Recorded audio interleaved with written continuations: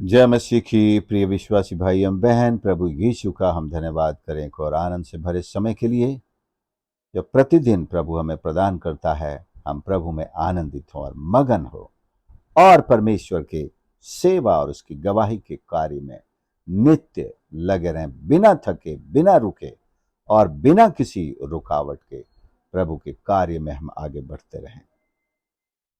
आज के मनन के लिए भजन 57 का 7 पद। हे परमेश्वर, मेरा मन स्थिर है, मेरा मन स्थिर है, मैं गाऊंगा वरन भजन कीर्तन करूंगा।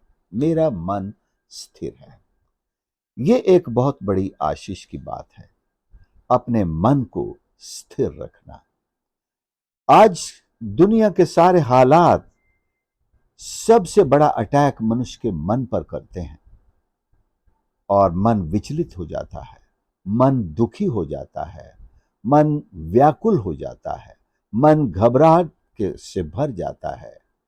और जब मन परिस्थितियों से प्रभावित होता है तो हमारे पूरे शरीर पर, रक्त संचालन पर, हमारी ब्रीदिंग पर, सांस लेने से लेकर हमारे पूरे शरीर के फंक्शन पर बड़ा असर पड़ जाता है। अगर हमारा मन स्थिर है, बड़े से बड़ा संकट, झटका या हानि, किसी भी प्रकार की कोई बात हो, हमारा स्थिर मन उन्हें झेल सकता है और हमारा कुछ भी नुकसान नहीं होगा। ये स्थिर मन, मैंने जैसे कहा, परमेश्वर की तरफ से आशीष है। और भजन के लेखक को, प्रधान बजाने वाले के लिए अतशहेत संग में दाऊद का मिकताम है। दाऊद को ये आशीष परमेश्वर ने दी है, उसका मन स्थिर है। जिसने अपना मन परमेश्वर पर स्थिर कर लिया है, उसने मन को स्थिर रखने की आशीष पा ली है। वरना तो दुनिया की छोटी से छोटी बात हमारे मन को अस्थिर करती है, हमारे हृदय को घबराहट में डाल देती है। मन का स्थिर रहने का मतलब ये नहीं कि जिस प्रकार से एक ईसीजी की लाइन होती है वो स्थिर नहीं है, वो ऊपर नीचे चलती रहती है। उसका उसी तरह चलना जरूरी है।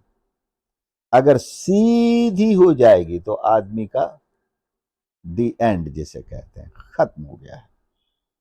उस लाइन को वैसे ही चलना है। हमारे हृदय को स्थिर रहने के लिए इन सारे उतार चढ़ाव को चलते रहने दो, लेकिन हमारा हृदय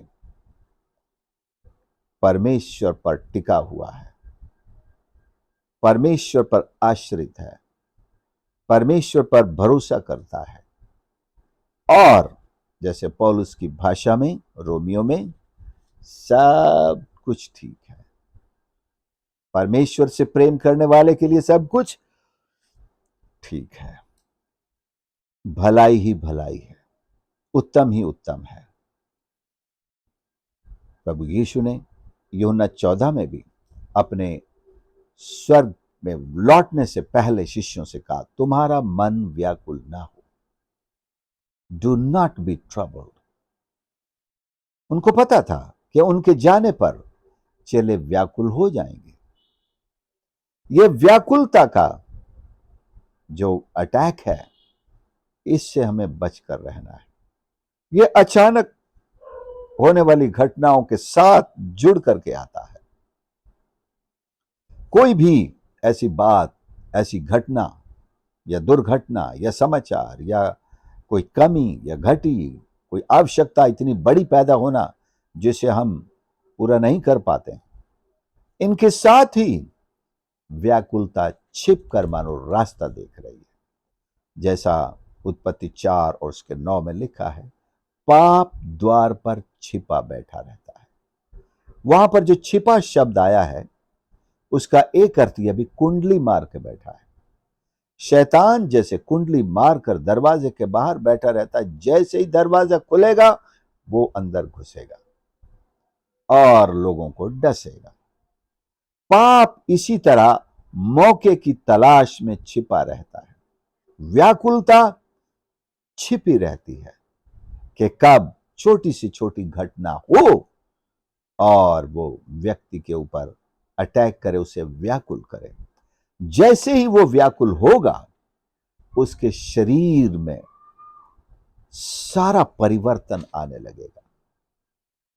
शायद बीपी भी बढ़ सकता है, लो भी हो सकता है, शुगर भी बढ़ सकती है, ब्लड प्रेशर तेजी से काम करने लगे, उसको प्यास ले लगे, सांस फूलने लगे, डर आने लगे, और एकदम से मुझे क्या क्या हो रहा है, जल्दी से डॉक्टर के पास ले चलो, नहीं तो मुश्किल है बचना।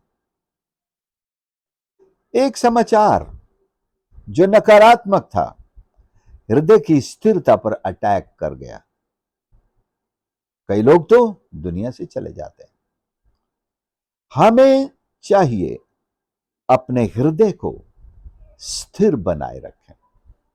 इसके लिए कोई योगाभ्यास नहीं है, कोई कोर्स नहीं है, कोई किताब नहीं है। इसके लिए अपने विश्वास को प्रभु यीशु पर रखना और निश्चिंत हो जाना। पौलुस की भाषा में जैसे हमने कहा है, सब बातें मिलकर भलाई को ही उत्पन्न करेंगी उनके लिए जो परमेश्वर से प्रेम कर। मुझे तो केवल परमेश्वर के प्रेम में बने रहना है, मेरा भरोसा उसी में बना रहेगा। ये मेरे हृदय का आधार बनेगा। मेरा विश्वास प्रभु में, मेरा भरोसा प्रभु यीशु में मेरे हृदय की स्थिरता का आधार है। सब कुछ ठीक होगा। ऑल इज वेल, या all will be well. All is well, all will be well.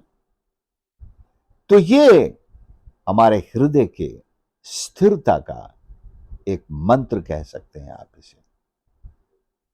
All is well ये मंत्र नहीं, परमेश्वर पर हमारा भरोसा। When we trust God, all will be well. ये तो रिजल्ट है, ये तो परिणाम है, लेकिन मंत्र ईश्वर पर भरोसा है। I trust my God, like I can do all things through him, through Christ Jesus who strengthens me. मैं मसीह यीशु के द्वारा जो मुझे सामर्थ देता है, सब कुछ कर सकता हूं अपने हृदय। क्योंकि कोई भी व्याकुलता इसीलिए पैदा होती है कि जब हम ये सोच लेते हैं, अब मैं क्या करूंगा, मेरे से तो कुछ नहीं होगा, मेरे पास तो कुछ नहीं। तब व्याकुलता शरीर को अपने कब्जे में, मन और सोच को अपने कब्जे में ले लेती है। लेकिन जब मुझे पता है मैं सब कुछ कर सकता हूं, आई कैन डू ऑल थिंग्स, क्योंकि मुझे सामर्थ भी मिलती है, काम करने की सामर्थ, सब कुछ करने की सामर्थ मुझे मिलती है, तब मैं व्याकुलता से बच जाऊंगा, तब मेरा हृदय स्थिर ही बना रहेगा। तो आज मैं अपने सुनने वालों से कहना चाहता हूं कि हम अपने हृदय को स्थिर बनाए रखें। इसके लिए हमें अपने परमेश्वर पर भरोसा बनाए रखना होगा कि वो सर्वशक्तिमान है, वो मेरे साथ है, वो मेरी प्रार्थना सुनता है, और आपने जब उसमें विश्वास कर लिया है तो परमेश्वर आपको ऐसी सामर्थ देता है कि आप हर समस्या का समाधान कर सकते हैं। You can solve every problem that comes on your way. हर समस्या का समाधान करने की ताकत है आप में। You have the power, the strength, the resources, because the one who does all this is with you. जैसे मैंने कहा, बचपन में जब हम खेलते समय अगर किसी से पिटकर आ गए, तब हम अपने बड़े भाई को लेकर जाते थे। उन्हीं के सामने हम मानो ऐसे शेर बन जाते थे कि अब बोल के देखो, अब आओ। किसमें हिम्मत है अब मुझे मारने की? तुम सब पिट जाओगे मेरे भाई से।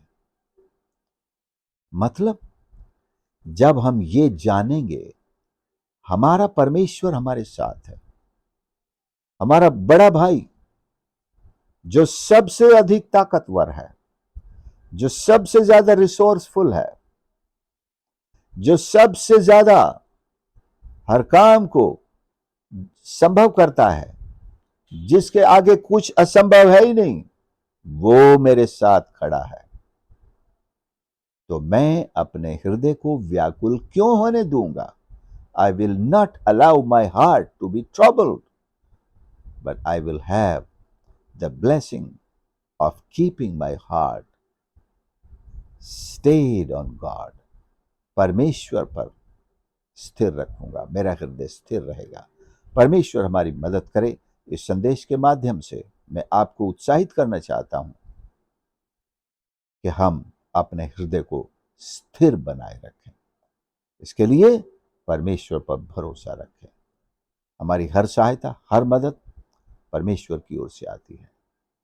दाऊद और दूसरे भजन के लेखक भी भजनों में कहते हैं, मैं अपनी आंखें पर्वतों की ओर उठाऊंगा, मेरी सहायता कहां से आती है? इस भजन के लेखक का चूंकि नाम नहीं है, तो भी जो भी हो, आप और मैं भी हो सकते हैं। भजन 121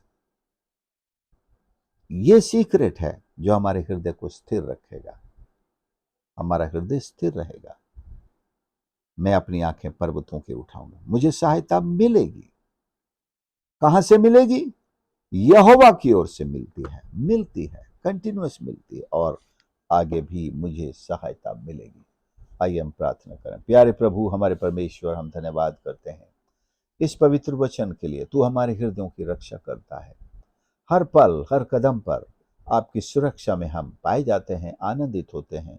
और प्रभु, हर व्याकुलता, हर मुसीबत, हर दुर्घटना, हर एक चिंता, फिक्र लाने वाली एंजाइटीज, डिप्रेशन और वरीज से आप हमें बचाते हैं, हमारे हृदय को सुरक्षित रखते हैं। आपकी शांति को आपने हमारे हृदय में डाला है। भले ही वो हमारी समझ से परे है, लेकिन उसका प्रतिफल हमें मिलता है। हम स्थिर हैं। हर एक सुनने वाले को आशीष कर प्रभु, उनके हृदयों को स्थिरता दे। व्याकुल करने वाले सारे विचार, सारी परिस्थितियां, सारी परेशानियां और सारे अंधकार के अटैक्स यीशु के नाम से श्रापित हों, उनकी जिंदगियों से दूर हो परमेश्वर। और खुदावंद आशीष कर, हर एक प्रार्थना का उत्तर दे। धन्यवाद के साथ प्रार्थना प्रभु यीशु के नाम से मांगते हैं, आमीन। प्रभु आप सबको आशीष करे। आपने संदेश को सुना, जरूर दूसरों के साथ भी शेयर करें, और इस संदेश को मनन करने के बाद आप अपने कमेंट्स और लाइक्स भी मुझे दे सकते हैं। और हाँ, साथ में हमारे चैनल को ज़रूर सब्सक्राइब करें।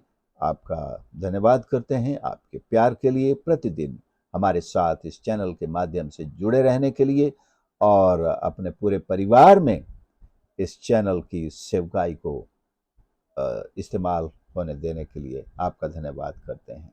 आपने इसे पारिवारिक चैनल बनाया, धन्यवाद। God bless you.